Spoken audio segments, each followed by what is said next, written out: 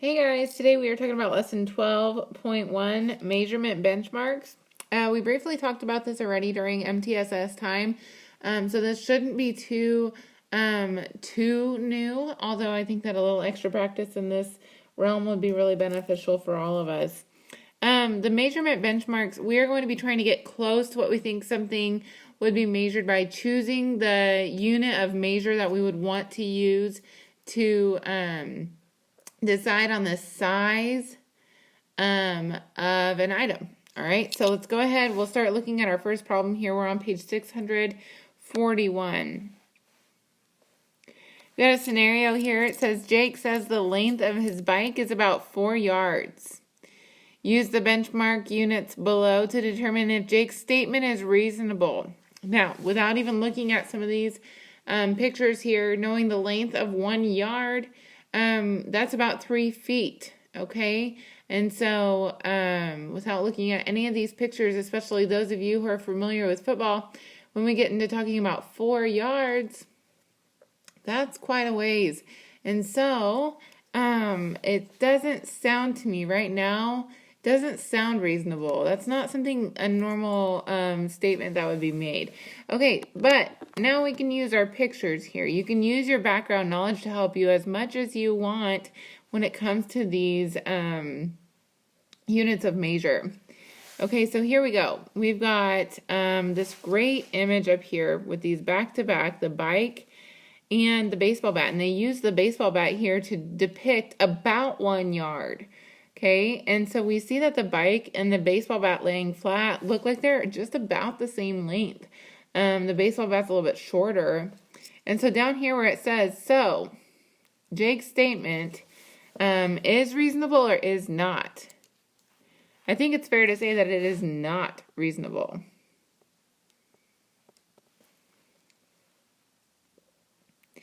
Jake's bike is about how many baseball bats long, though, okay? So we see that the baseball bat is still shorter than the bike.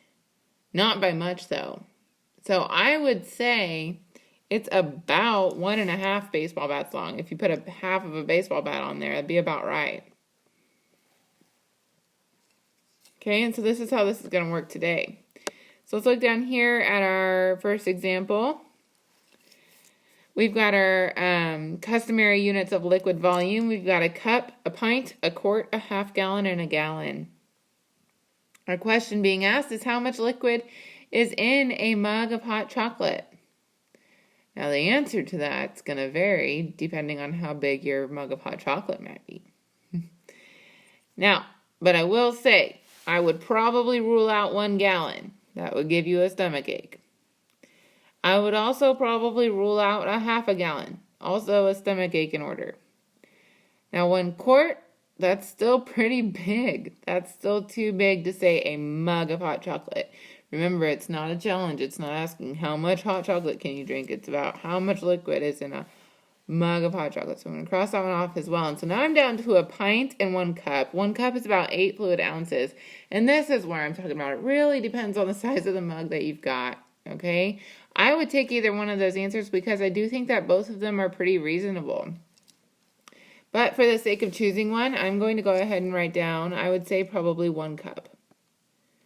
And that's being on the conservative end here. A cup would be kind of small, but that's okay. Now let's go down here to our customary units of weight. So we've got about 1 ounce is about the size of a pencil. About 1 pound is the size of a loaf of bread. About 1 ton is about the size of a vehicle. And our question asked to us here is about how much does a grapefruit weigh? Well, if you've ever held a grapefruit, it's bigger than an orange, but looks about the same. So, my grapefruit, I probably would not want to compare to the weight of a pencil. The weight of a pencil is going to be significantly lighter. And then on the flip side, exact opposite, I'm not going to compare it to the weight of a vehicle. I can hold a grapefruit. I cannot hold a vehicle. So I would choose a pound, about 1 pound. Whether a grapefruit really lands on either end of a pound, I would say we can estimate it is probably about 1 pound, or that the pound unit of measure would be the best choice to choose when deciding how to measure the weight of a grapefruit. So I'm going to choose 1 pound. Okay, and now we're going to flip on over to our next page. This should be page 642. And I'm going to do the exact same thing, but with our metric units of length. These should be pretty familiar to you as well overall, although we don't use metric as often as we use customary units of length in the length, volume, or mass in the United States. Although we do use some of these units of measure right alongside our customary units of measure. All right, we've got our millimeter, centimeter, decimeter, meter, and kilometer. Okay, and our first question here is the length of your classroom greater than or less than 1 kilometer?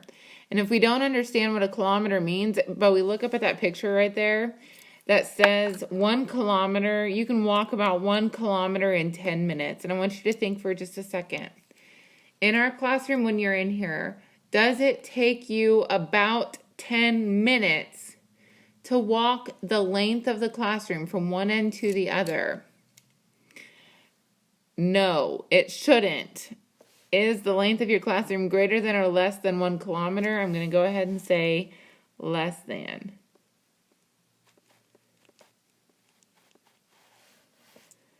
Although I can kind of see some of you thinking that this might be a new good challenge for you to see if you can take 10 full minutes to walk across the classroom.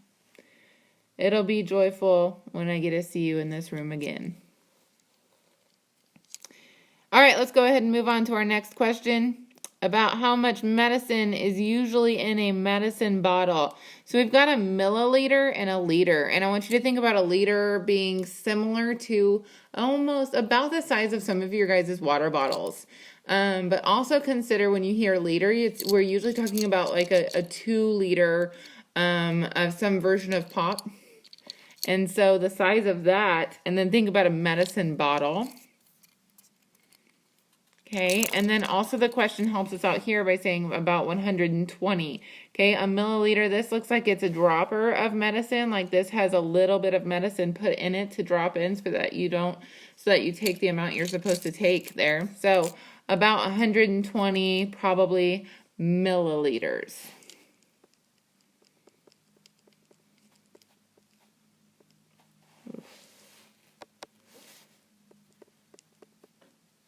Got ahead of myself.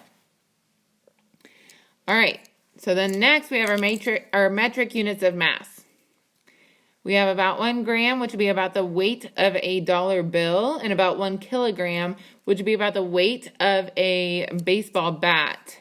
And so our question we're being asked here is about how much is the mass of a paper clip. So what would we compare it to? The dollar bill or the baseball bat? And I sure hope that my paper clips do not weigh the same as a baseball bat. So I'm going to go ahead and choose about 1 gram. Okay.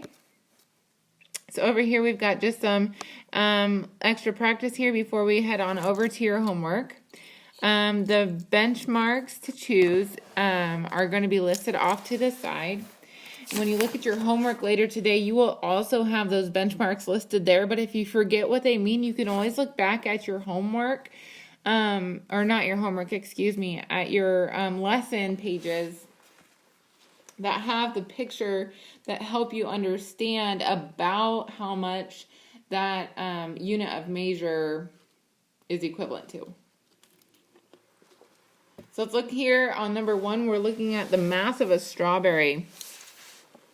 And our mass of our strawberry, we've got a lot of options there.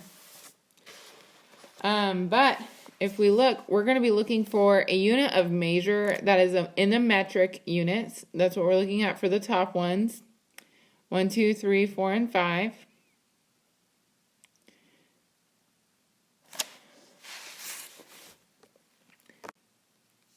Oh, sorry, I'm jumbling all over myself. Just 1 and 2 here. We're just using the metric units for numbers 1 and 2. And and they're all right over here. And we're looking for the mass of a strawberry. So I can look over at the metric units, and I only want to choose from the metric units of mass. So I can go ahead and look over here and see I don't need a centimeter. That's a measure of length. I don't need a meter, kilometer. I don't need a, let's see here, milliliter, and I don't need a liter.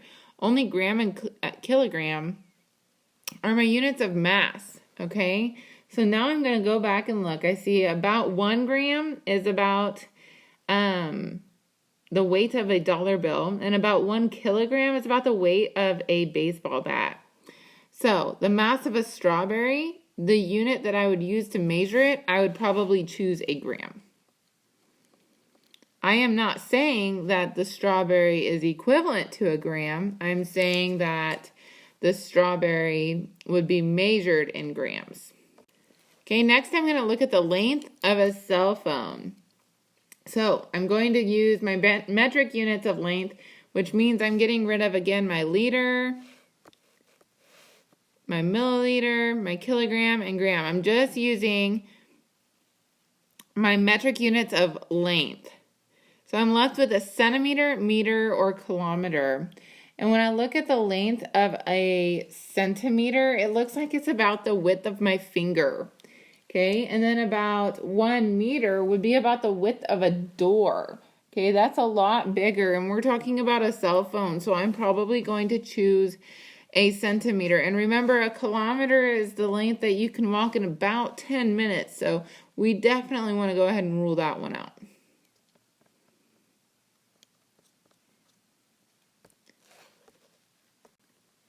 All right, so our next task would be to just circle the better estimate of each one of these 3, 4, and 5, each one of these examples here. So our first one is the width of a teacher's desk, 10 meters or 1 meter. So if we look at the size of a meter, it's about the width of a door. So I would say that my desk is probably not equivalent to the width of 10 doors. So I'm going to say the better estimate would be about 1 meter. Then there on number 4, the amount of liquid a punch bowl holds. Our options are 2 liters or 20 liters.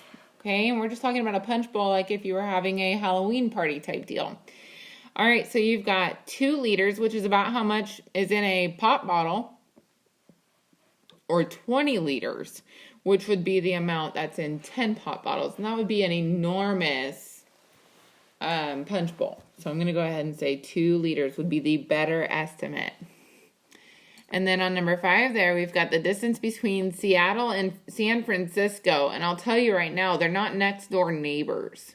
Okay, so that means 6 miles would be out of the question. We've got 680 miles would be the better of the 2 estimates.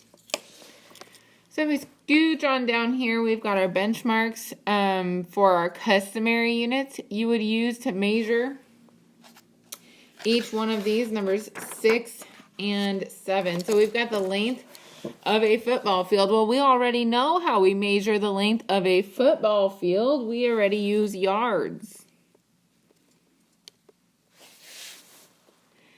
And then on number 7 there, the weight of a pumpkin. Okay, so we need to make sure that we're looking just at the customary units and that we are looking at the customary units of weight for this, okay? And I would use probably pounds to measure the weight of a pumpkin. So let's choose our better estimate down here, the weight of a watermelon. 4 pounds or 4 ounces. Watermelon are pretty big. An ounce is equivalent to about the size of a pencil. So I'm going to go ahead and choose 4 pounds as the better estimate. The amount of liquid a fish tank holds, 10 cups or 10 gallons, and that really depends on what kind of fish tank we're talking about. But if we're talking about one of those big ones that you see, sometimes when you go into a dentist office or to any place that has a waiting room, we're probably talking more along the lines of 10 gallons. Okay, and that's essentially what your homework is going to look like for today. So when you get to your homework, you'll just need to do the front side. Make sure that you use customary units when it asks you to use customary, and metric units when it asks you to use metric. Use your best judgment. You just need to do numbers 2 through 13. Let me know if you have any questions. Otherwise, have a good day.